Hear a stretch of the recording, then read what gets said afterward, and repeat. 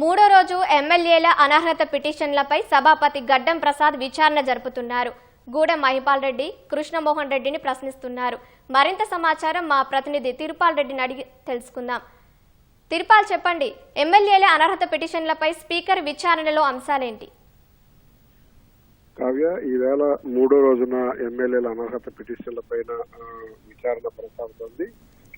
గత నెల 29వ తేదీన, ఈ నెల 1వ తేదీన 2 సార్లు ఎమ్మెల్యేల అనర్హత పిటిషన్ పై విచారణ కొనసాగింది. అయితే ఈ నెల 1వ తేదీన సుదీర్ఘంగా విచారణ జరగడంతో ఆ రోజు కేవలం 2 ఎమ్మెల్యేలు మాత్రమే పిటిషన్ల తరపు న్యాయవాదులు క్రాస్ ఎగ్జామినేషన్ చేశారు. ఇంకా మిగిలిన 2 ఎమ్మెల్యేలకు సంబంధించి ఈ వేళకు పోస్ట్ పోన్ చేశారు. ఈ వేళ బండ్ల కృష్ణమోహన్ రెడ్డి, అదేవిధంగా గూడి మహిపాల్ రెడ్డి, వీళ్ళిద్దరికి సంబంధించి కూడా క్రాస్ ఎగ్జామినేషన్ జరుగుతుంది.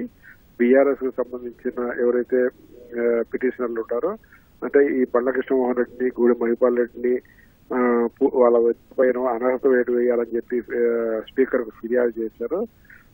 ఆ ఫిర్యాదు చేసిన బీఆర్ఎస్ నాయకుల తరపు న్యాయవాదులు బండ్ల కృష్ణమోహన్ రెడ్డిని, అదేవిధంగా గుడి మహిపాల్ రెడ్డిని ఈవేళ క్రాస్ ఎగ్జామినేషన్ చేస్తున్నారు. ఇది సాయంత్రం వరకు కొనసాగే అవకాశం ఉండాలి.